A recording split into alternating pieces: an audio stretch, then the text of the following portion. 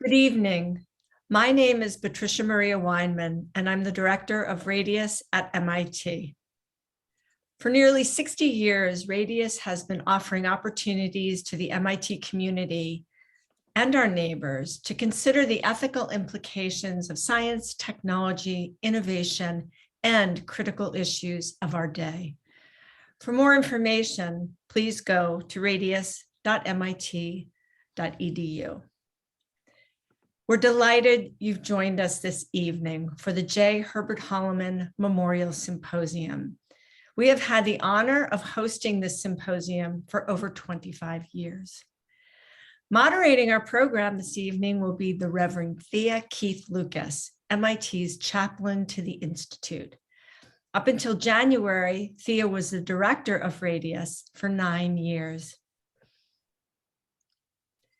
Before turning the program over to Thea, I would like to take the opportunity to introduce Mr. Brad Hollomon, who will say a few words about the legacy of his father. Thank you, Brad. Well, thank you for including me. And what I'd like to do briefly is to outline sort of the progression of my father's career from relatively narrow scientific interests to where he contributed to understanding many of the ways in which technology and humanity interact on a global scale, which is kind of in keeping with tonight's topic. Around the time I was born, he was at MIT. And at that point, he was working on his PhD thesis, or actually it's an SCD thesis at MIT. And it was on arsenical brass. This is obviously a topic for another evening, I'm afraid, but it involved the scientific basis for what had been hundreds of years of empirical metallurgy, and as took place at the time. And but as I say, it was something which was relatively specific.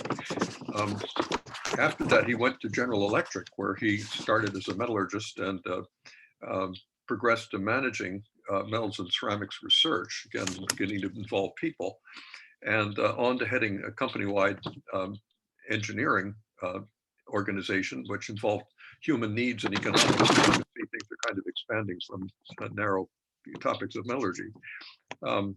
At the time I went to college, where, by the way, I took the labor economics course from John Dunlop. He was recommended by Jerry Wiesner, another MIT connection, to be the first Assistant Secretary of Commerce for Science and Technology under President Kennedy. This was again, involved societal ramifications and political issues and so on associated with technology as we manage it as a nation and as it affects us as a nation. After serving briefly as president of Oklahoma University, where he met Nancy,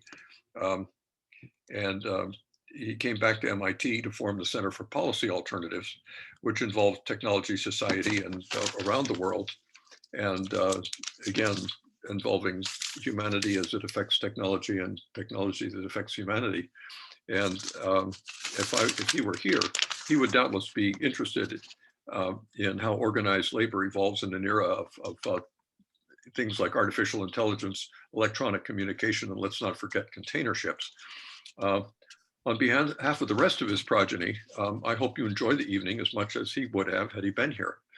Thank you very much, and good luck.